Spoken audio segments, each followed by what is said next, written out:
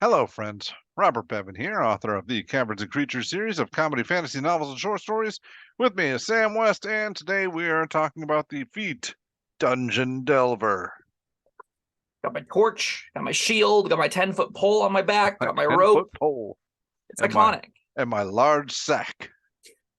That was I think that was from second edition. It had Large to be. sack. Oh, good. Was it just in the equipment, large sack? Yeah, they had sack large and sack small. I don't know if I have it up there in the heading anymore. Oh yeah, it still says grab your large sack and into the world of Robert Bevan. on I'm the glad that on the joke has stayed since you were 14. Caverns and Creatures website. All right, so this is a Thief in the PHP.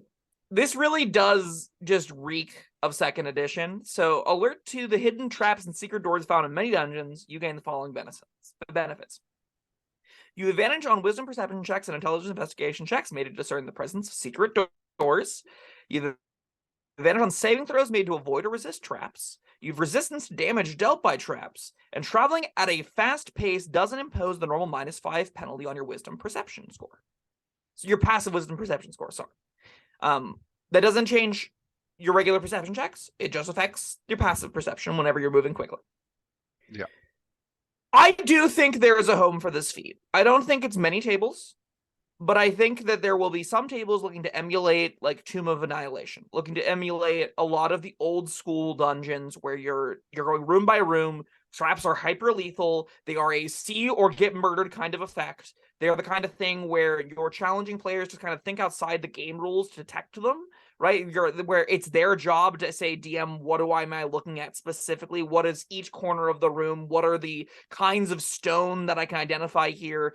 Those kinds of dungeons, which are few and far between, kind of like a dying breed in my experience, they can have a home for Dungeon Delver, where you're like, your character's good at finding secret doors, they're resistant to traps, they are decent at like navigating quickly in timed environments that are like water levels rising or creatures going on a patrol tracking you in a dungeon, right?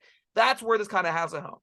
The reality of most D&D tables, though, is you aren't finding secret doors. You aren't going through and finding like traps that do enough damage that taking a whole feat on your character sheet is going to be a real advantage to you.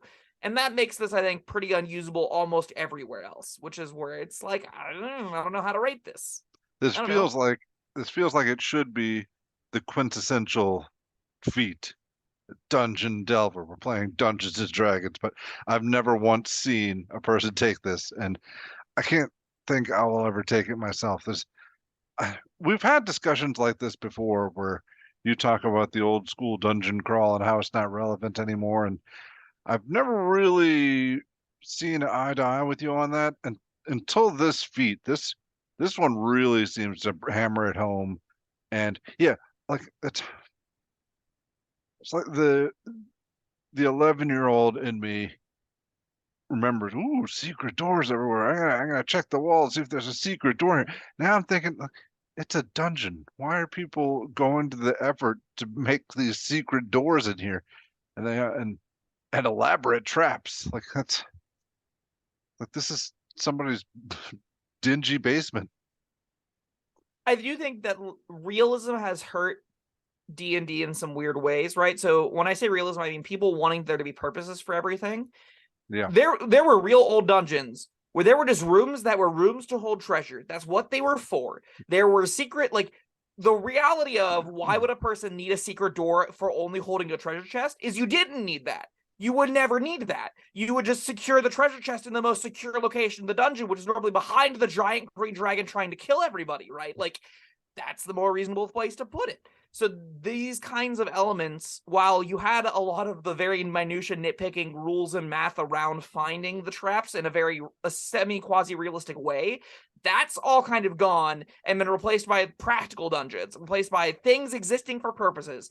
Yeah. That is something that, modern dungeons tend to have. It makes something like Dungeon Delver go, is this usable?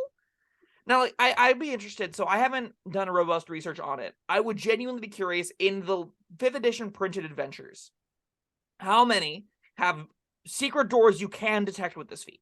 Just like at all. Just in Yeah. any of their dungeons have secret doors that this finds.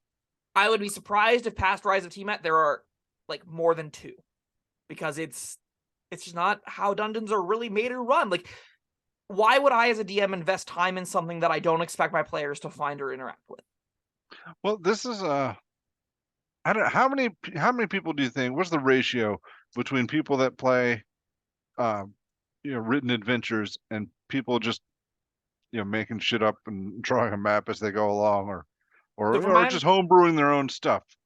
From my understanding, Yeah. and it's just through loose information I vaguely remember off of line or from reading online and from my own personal experiences, the vast majority of people don't run adventures. The vast majority of people do their own thing. They just make up their own stuff. If they do start with an adventure module, normally they'll almost immediately go off the rails and transition to their own thing.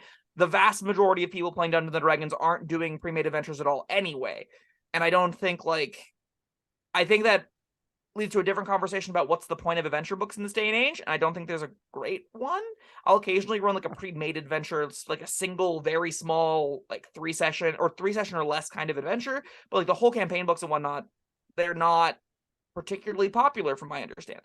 Well, I mean, I can understand it if somebody wants, if somebody's being forced to DM and they don't really want to plan anything, then that gives you, a skeleton to work with or something. If if I needed to be DM, I would definitely use one because I don't want to be having to think about all kinds of stuff on the fly. Mhm. I still wouldn't enjoy that.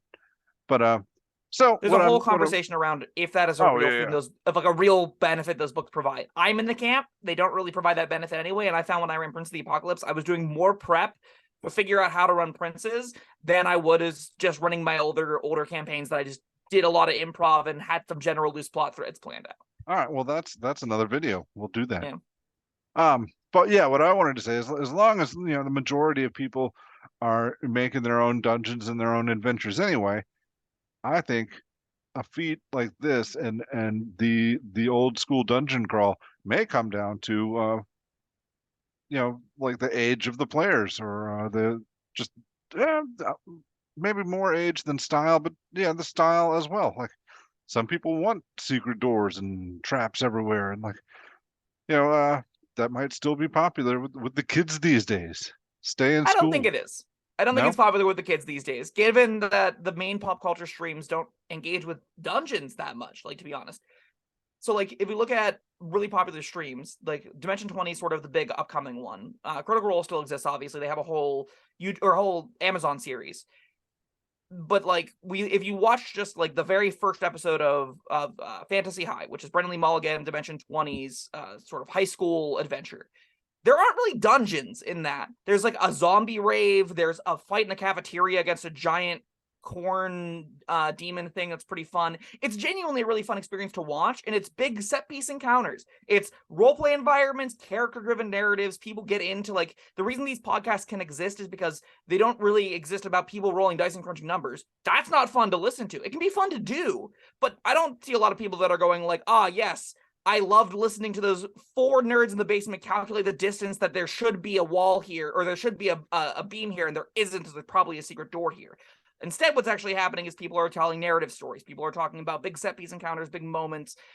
Even like if you look at something like Tales from the Stinky Dragon, which is Rooster Teeth's podcast, their initial dungeons, it really is just like a series of rooms and some comedic sketch bits. And like I don't love the DM for that. I don't think he does a particularly like I'm sure as a person I don't know him at all, but he's like the adventure isn't that great to me. The players are great, but it's kind of like bare bones, and you're mainly listening to it for the Rooster Teeth comedy. All of that is to say, like, the adventures that people are wanting to emulate, the way that people are sort of coming into D&D isn't through the old school systems being inherited into 5th edition. It's they're starting in 5th edition from watching other people have big narrative set piece moments. And that's going to lend itself to being fewer and fewer old school dungeons sort of being run, and people looking for more content to engage with my backstory and how I interact with the other players around the table and what the big monster is that we're going to go kill this week. It's going to be more towards that style and less towards the dungeon crawly stuff, I think. Guess you might be right though, but I don't, when I was a kid, like half the fun was like I didn't even like DMing then, but sometimes I had to, and like half the fun was just getting that piece of graph paper and mapping out little rooms and corridors and putting a little S here for secret door. And There's a whole other game in dungeon making that is very fun. I personally love conceptually being like, oh, this is where these are going to be stored, and this is where this encounter is going to happen. And Mm-hmm. I have a big whiteboard that I bust out for my like live play sessions where I draw the map right up in front of players. And I normally do it for like battle maps, but I'll occasionally do it for like the buildings. This is the jail cells, drawing it as we go, figuring it out. It's pretty fun, and it's a very different game than what D&D is sort of now, which is odd. Yeah. What are we, Dungeon Delver? So we haven't actually really talked about this feat, just criticized it in theory. Yeah. And I mean, like, that's kind of where it lands, right? I don't love I've never really loved traps, even in the old school method. I have played a little bit of third edition, and we were running a specific dungeon in third edition. I don't remember which one. I just remember there being this really big nuisance of when you're going down hallways, if you would make perception, and if you failed the perception, sometimes somebody just got murked, and you're like, well, we had no way to interact with that whatsoever. So I'm a little bit jaded on traps, just because it's the kind of thing where it's like a passive experience. The players just have to decide, oh, I guess I lost half my HP. Okay, and this says, oh, you only lost a quarter. I don't find that experience particularly fun anyway. I think that the traps are hard to do well. I end up doing puzzles more than traps, where the players have to figure something out, or this outcome occurs, and it makes these two features of add-on saving those to resist traps and resist damage dealt by traps a little bit worse. I don't know. I don't think it's that valuable most of the time, but that's more anecdotal than anything else. I don't know how many traps people are actually running. Yeah, and still, even if they're running a lot of traps, like have a way to find the traps, or that isn't casting fine traps.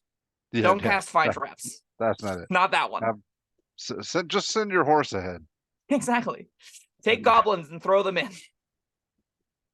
But yeah, even if traps are a big issue, I wouldn't recommend this. There's just better feats. I think so.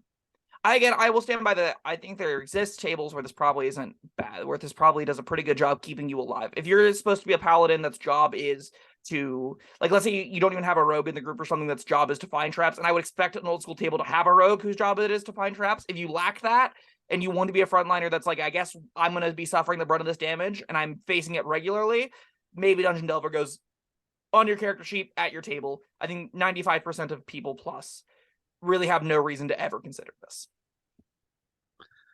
Yeah. But I mean, I guess it's in the name. If you're delving in a lot of dungeons, then maybe consider it. If you're delving in a lot of old school dungeons, maybe consider it.